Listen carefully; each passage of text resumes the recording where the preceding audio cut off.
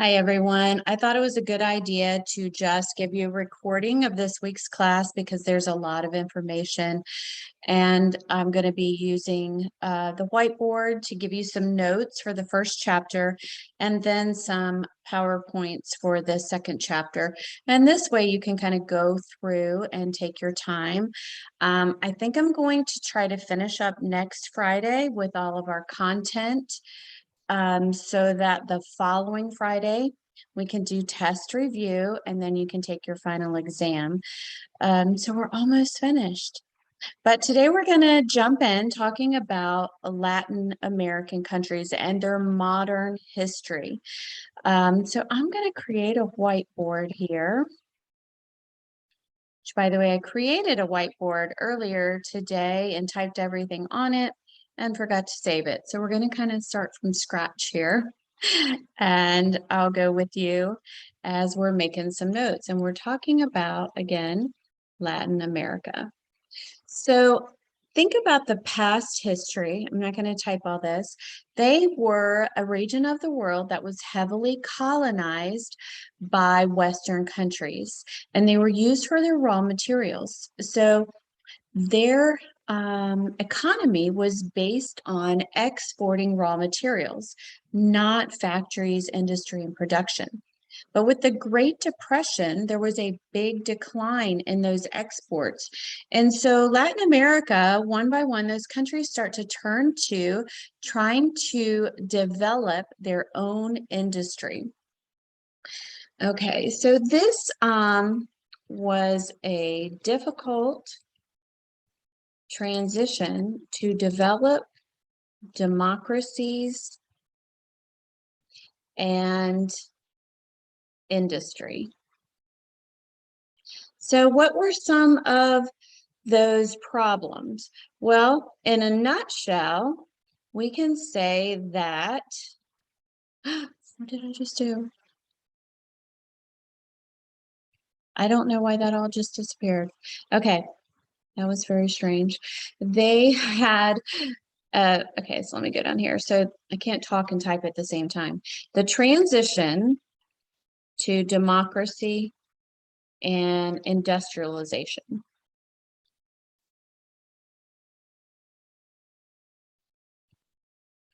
Okay, so initially, these transition problems, and yes, I see my typo, sorry about that. There was a very bad economy. This led to a lot of political instability, which paved the way for military regimes. So what were some of these specific problems? Well, let me give them to you kind of an overview and then I'll type them up for you. So as these military regimes came in to take over from the unrest or the protest of people for the bad economies, they often turned to communism to take over private industry and regulate it and try to create a classless society, bringing up the working class to the upper class. Because what these problems were, all of a sudden, at the same time as they're trying to move away from just being raw material exporters, they now have a huge population growth and developed many megacities. So I'm going to post a really interesting video on Mexico City.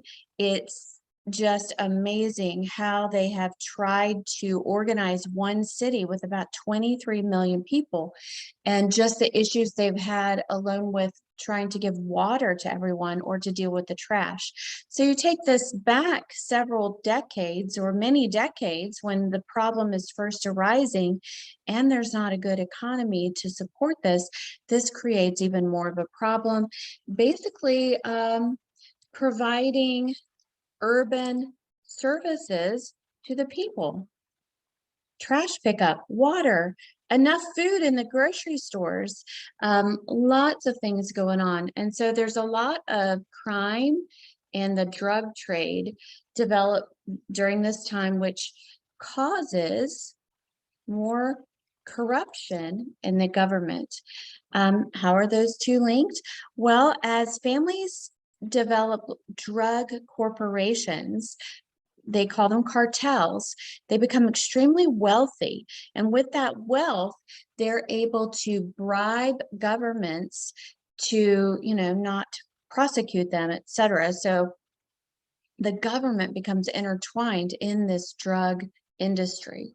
And what this creates is a huge wealth gap. So the rich are extremely rich, the poor are extremely poor. So that type of social class system is always going to speak to the communist sympathizers, because that is a government political economic system that is there for the working people to bring them up to equality. We're going to go through each country here, and I'll try to make some minimal notes. In 1948, this is one of the questions at the end, was the development of the OAS. That is the Organization of American States, that Central America, South America, et cetera, had the support of the U.S. And you think, well, why? Why would the U.S. support this? Looking at what is going on in these countries. Well, the U.S. remembers the Cold War. And so as this is arising, these communist dictatorships are taking root, they're wanting to support whatever entity is anti-communist. Okay, so let's talk specifically about Mexico. Can't type today. I struggle with multitasking. So in the 1900s, there was the rise of the Industrial Revolution Party, or the PRI. This is very much like communist. And so by the 1960s, there were political protests. But then in the 1970s, in Mexico, oil was discovered. Okay. The government took over this industry and was, for lack of better words, heavily funded. They suddenly had a lot of money. So there was no need to acknowledge any of these political protests because the money brought more power. Unfortunately, why does my cursor keep moving? I think this is my problem. By the 1980s, let's see if your teacher can type. Oil prices dropped. Okay, so there went all their money. It was a quick decade. Prices dropped, and they no longer have that massive wealth that is owned by the government. And the government is now forced to privatize the oil industry. This created a huge debt for the government. They lost all of that income. And so the Mexican government is in massive amounts of debt. Your book also mentions it's followed by a hurricane. I don't remember the name of that specific hurricane, but the damage from that hurricane was another $800 million that the Mexican government went into debt to repair from that. There was a president that came into power in the late 80s. His name was President Carlos Salinas de Gortari. President de Gortari. Okay. I'm mentioning this president, and what I want you to write by him is, I don't understand why my cursor magically moves. This is a president because we're talking about like semi-quasi-communist before this, which means not a lot of trade because you're self-enclosed, for lack of better words. You don't really want Western influence. You don't want their investors because you don't want them coming in and being able to have any power in what happens in the government. Well, President de Gatora, he lifts some of these trade restrictions in an effort to help with the Mexican debt, and he joins NAFTA, which is a trade agreement with the North American countries. So this was a big step forward. And then finally, there was a President Vicente Fox, and this finally ends the PRI party rule. And so Mexico has continued to move forward since then as we've moved away from this Industrial Revolution party. Okay, so the next country that your book moves to is Cuba.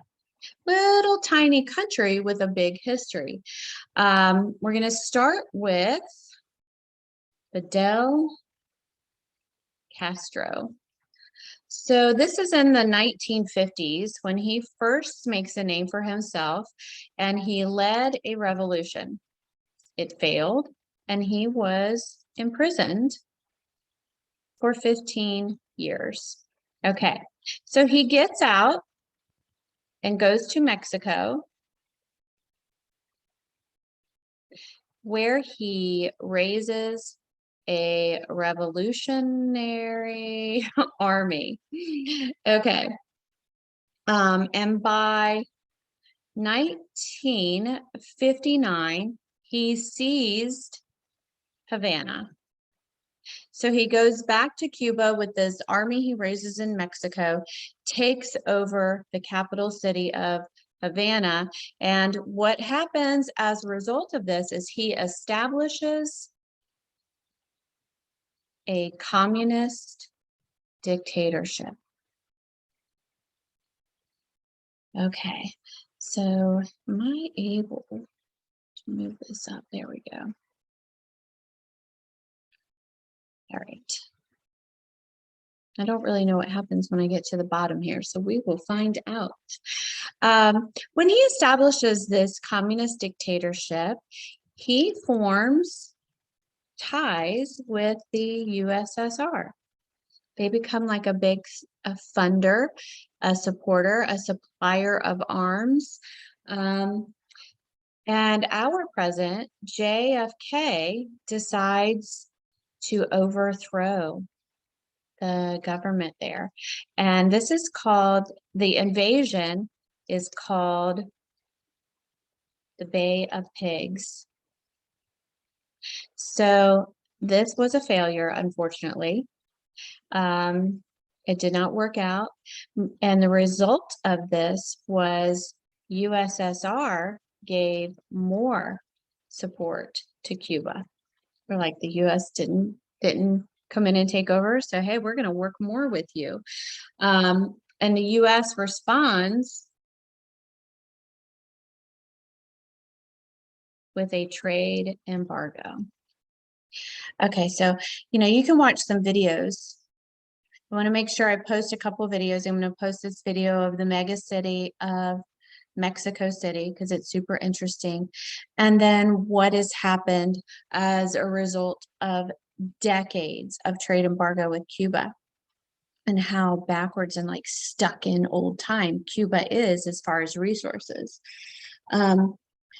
But when the U.S. responds with this trade embargo and Cuba and the USSR are forming closer and closer ties, Cuba allows the USSR to place missiles on the island. Oh my word, the typos. Okay, these missiles so close to the United States and they're pointed in this direction. This is referred to as the Cuban Missile Crisis. It ends with the USSR removing the missiles from negotiation. We were on the brink of war with them again, going back to a nuclear war, the threat. We were ready to go to war over this, and they pull out. And so what Cuba sees this as a betrayal. They feel betrayed by the USSR. And so they're going to seek to form bonds with more Latin American countries. I'm going to write something here, and then I'm going to save this one, and I'll explain it too. So their idea was to form relationships with these other Latin American countries and encourage guerrilla warfare to take over more countries in the name of communism. So what happens as I move on down here? I don't know. I'm going to save this one. And I am going to start a new whiteboard. Don't know how I'm going to do that. But just for ease, to keep them organized and to keep them saved, I'm going to share a new one. Don't know how to do that. Okay. All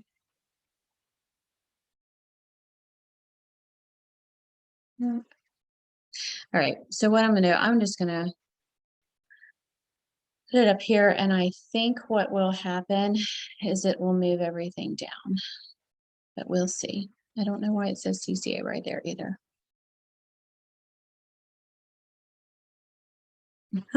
I really don't know how to use this feature. As a matter of fact, what I'm going to do, I'm going to pause this recording and see if I can't figure this out. So I will be right back. All right, that was super easy. I figured that out, so I know how to do that from now on going forward. Okay, so let's talk about some other countries and this time in the world as Latin America is emerging and making steps towards democracy. So the next countries are in Central America in your book, and they start with El Salvador. So in El Salvador, in the 60s, 70s, there's the rise of the urban middle class. So this is probably 60s and 70s, early 70s to the mid 70s. A lot of people have moved to cities. We're not just an agricultural based country anymore. We've got people working in cities. And when that happens, those people want to have more of a say in the government and want better treatment. And so in the 70s and the 80s,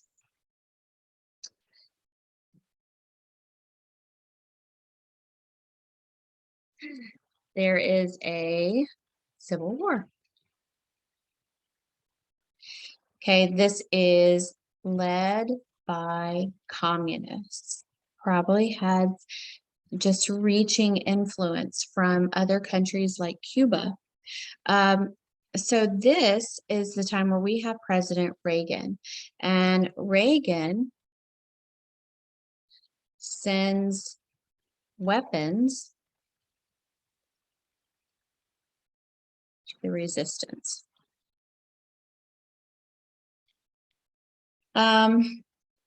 This is actually, it takes some time, but over time, it is somewhat successful, and a man comes into power named Jose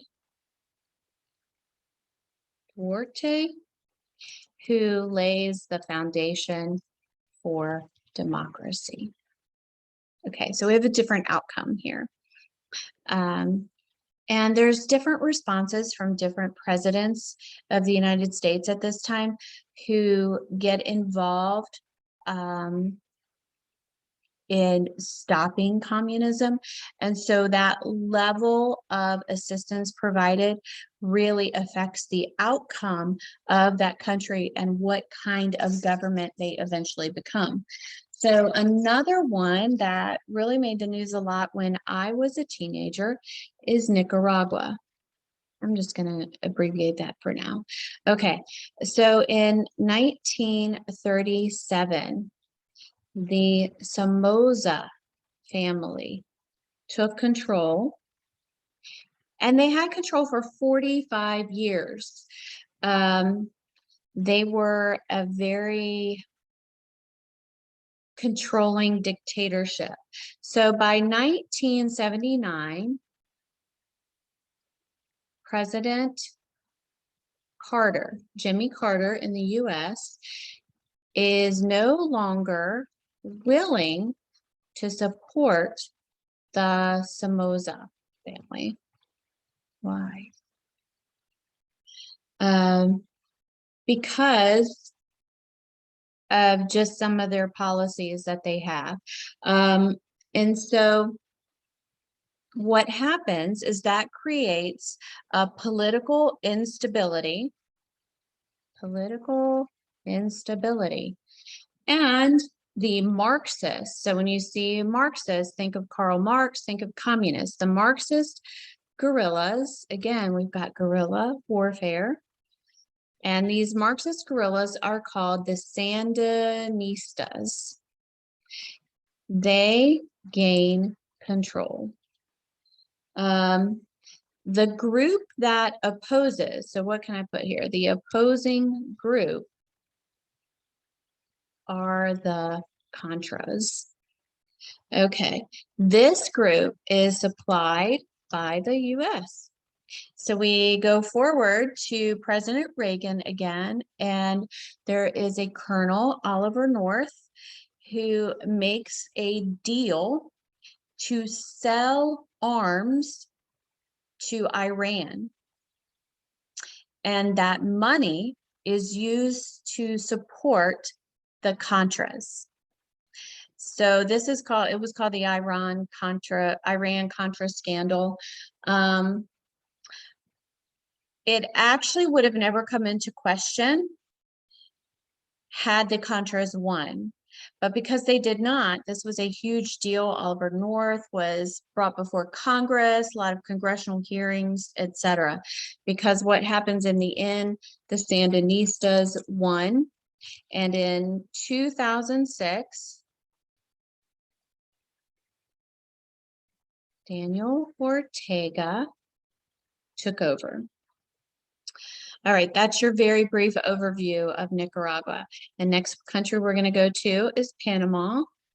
So how did Panama even become a country? Well, in 1903, they broke off from Colombia. U.S. helps this. And why does the U.S. help? The U.S. helps so they can have permission to build the canal. And the U.S. then builds the Panama Canal. Now, this country, because we're so heavily vested with the canal, we kind of monitor what's going on. So in 1999, by treaty,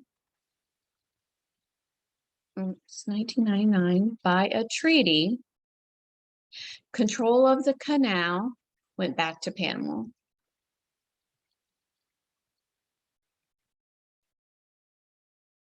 Sorry. But following that, we continue to be very heavily involved with Panama.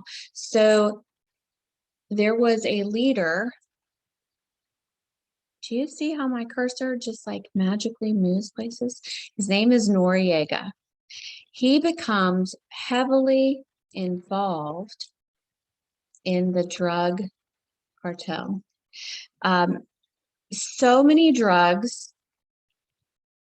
coming to the US. So President George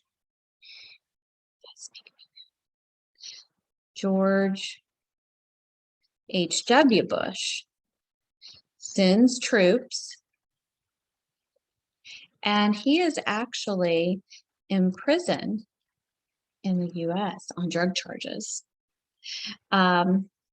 So the war on drugs became very real late 70s and through the 80s and into the 90s as these countries were there was a rise in these countries of so many drug cartels with major drugs, cocaine and heroin and things like that.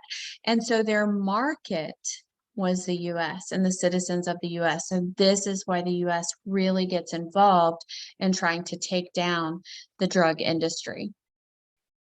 Okay, so the next country your book talks about is Chile. So in 1973, the Pinochet regime comes into power. They are very brutal.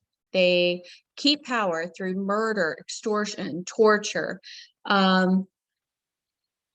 So this, of course, is not, let's see how to put this, not favored by the world.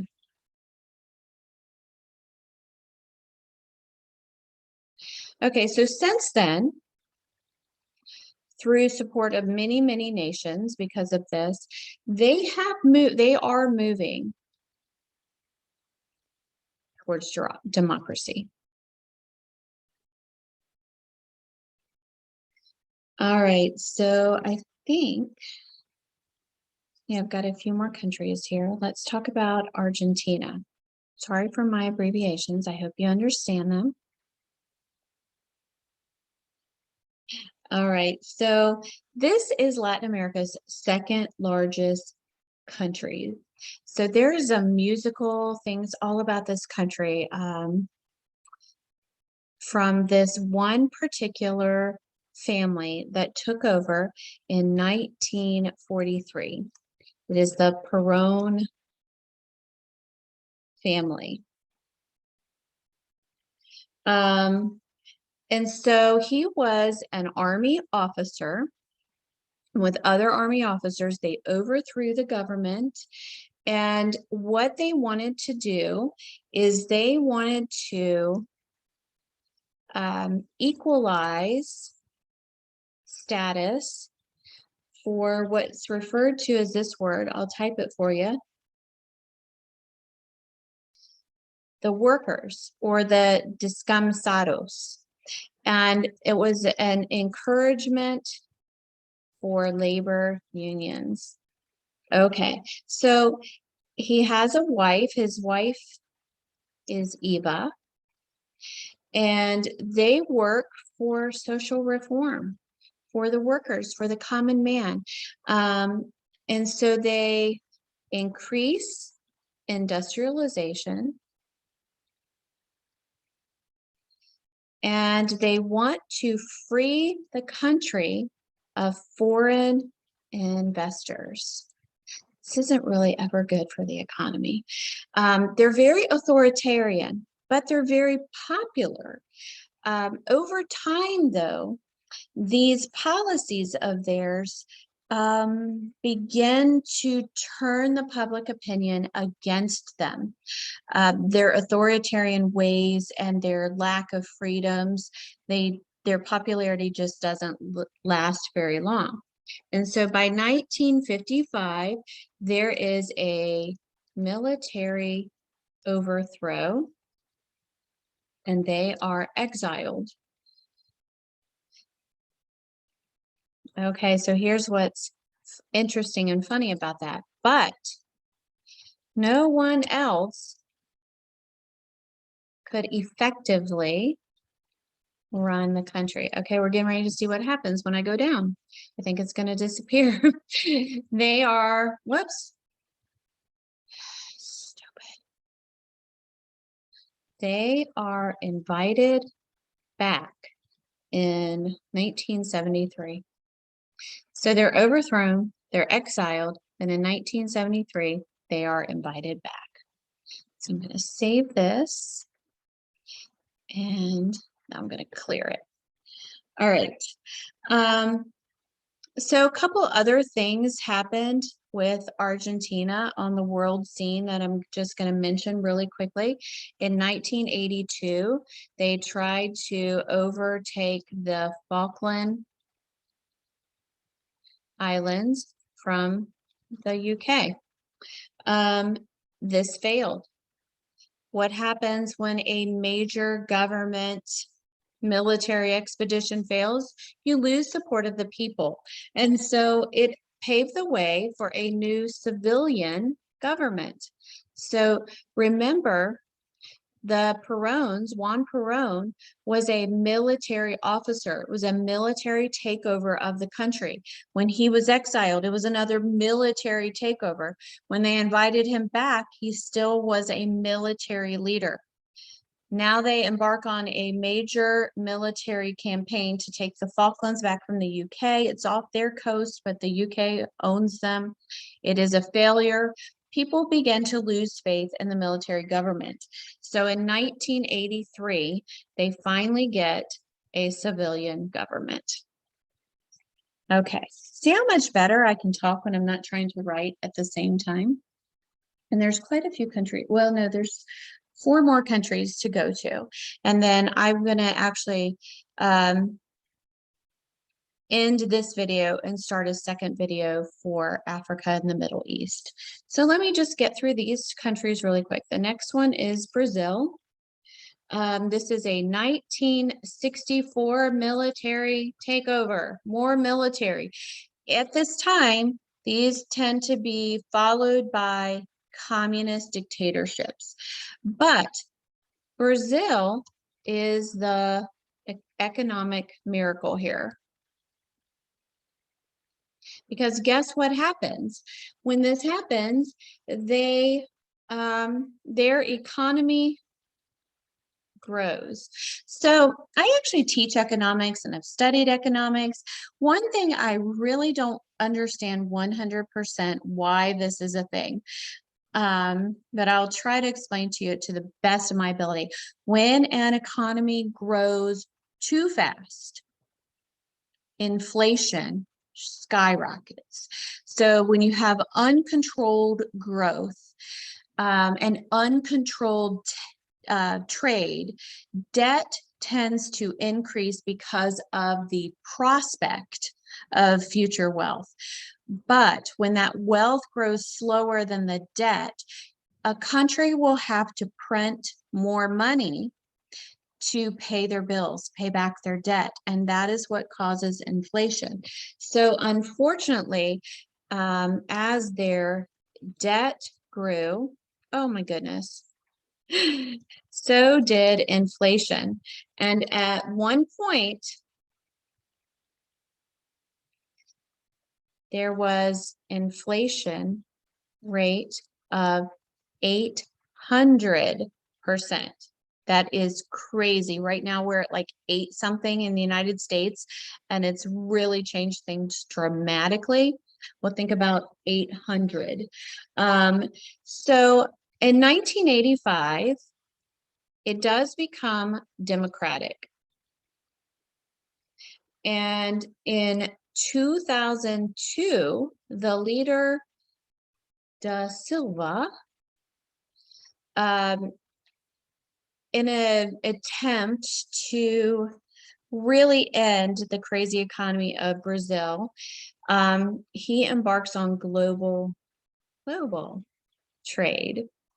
And so that's kind of been the help and the rise of the modern Brazil as they enter into global trade. So thinking back how far these countries have come from being colonies to now being producers and involved in global trade. Okay, so Peru, can't even spell it, always marked by instability. So when did this start? This started in 1968. General Alvarado, I don't think you need to know his name, but we can just say, whoops, don't know why that happens. 75% of lands were taken and redistributed into peasant cooperatives. Okay, so there's a lot of wealthy people, large plantations, the oligarchs, 75% of that is seized and redistributed to communal farms for the peasants. This was not a successful economic venture. In 1975, there was a turn toward democracy, but also they were opposed, I guess, by the philosophy called the Shining Path. Okay, so what is this? This is a shining path. This is communism. This is a promise of creating a complete classless society. So this doesn't appeal, of course, to the wealthy people, but to the super poor people in poverty that says everyone will somehow come in the middle and be equal. In 1990, President Fujimori from Japan was elected. Interesting selection. But what I will say, I'm sorry, he wasn't elected. He was chosen and asked to be the president. So it wasn't until 2001 that Toledo becomes the first elected president. So this is kind of their journey to democracy, and it wasn't until 2001 that there were free elections. Okay, so Colombia. Colombia has always had a democratic political system. That doesn't mean it was a good one because it's full of corruption, but it is a democratic political system. So coffee plantation. Oops. I am really having a time with my cursor just like magically moving to other places. It's very strange. Okay, so the coffee plantation owners, super wealthy. You could call them oligarchs, and they dominate the government. Okay, so it's not a perfect democratic society. And because of this, look, it did it again. In the 1960s, there was a guerrilla uprising. This was taken down, and over 200,000 were killed.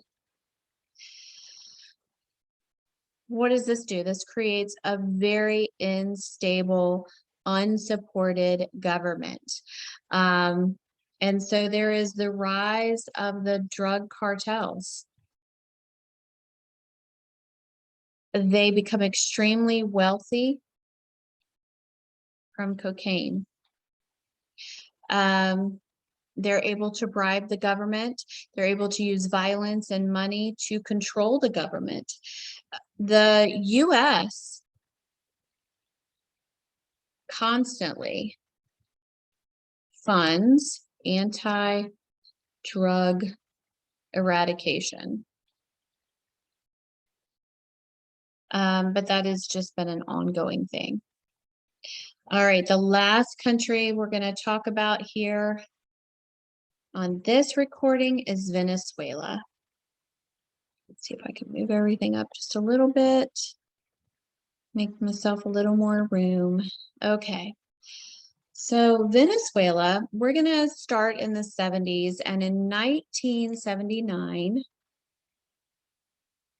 there were a lot of riots. And this was just the beginning of the political unrest. And many people rose up to lead these different riots. And by 1992, Chavez overthrew, but it was temporary. And he was later imprisoned, in case you didn't know that about him. He served his time, never lost his popularity, and in 1988, he comes back and he runs for president. So he's considered a folk hero by many people. He's considered the person who will speak for the average man and was willing to go to prison for it. So he ends up becoming a communist-ish. Let me put that in dictator. He's able to run his country and the country's economy pretty well because they are the world's 6th largest supplier of oil. All right, so I think I have given you an overview of modern Latin American history. So I'm going to end this recording. We'll post a couple videos that I hope you watch. They're very short. And please watch the second video for the next chapter.